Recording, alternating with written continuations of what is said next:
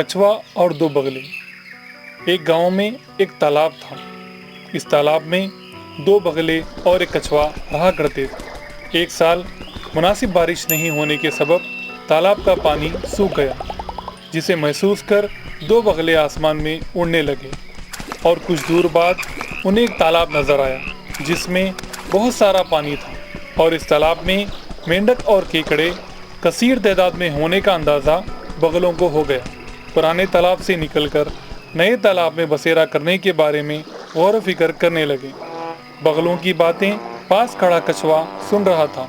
वो कुछ वक्त ज़ाय किए बगैर उनके पास चला आया और कहने लगा, दोस्तों, मुझे भी अपने साथ ले चलो, मैं यहाँ तन्हा नहीं रह पाऊँगा। इस तरह वो उनसे गुजारिश करने लगा। बगले उस पर रहम करते हुए कछुए को अपने साथ ले जाने के लिए रजामंद हो गए, लेकिन उन्हें समझ नहीं आ रहा था कि वो कछुए को किस तरह ले जाएं। कछुआ उड़ नहीं सकता और ना ही उतनी दूर चल पाएगा। उन्होंने सोचा कि उसे अपनी पीठ पर बिठाकर हवा में ले उड़ेंगे, लेकिन कछुआ उनकी पीठ पर नहीं चढ़ सकता था। बड़ी देर गौर व फिक्र करने के बाद उनके जहन में एक ख्याल आया। कछुआ एक लकड़ी अपने मुंह में पकड़ ले तो बगले उसे अपनी चोंच में पकड़कर नए तालाब तक पहुंच सकते हैं।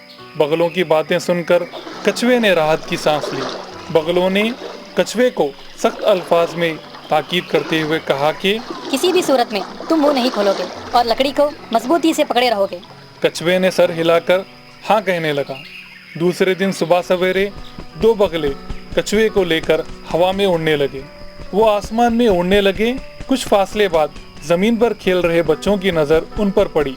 बच्चे कछुए और बगलों को हैरत से देखकर उन्हें मारने के लिए पत्थर तलाश करने लगे।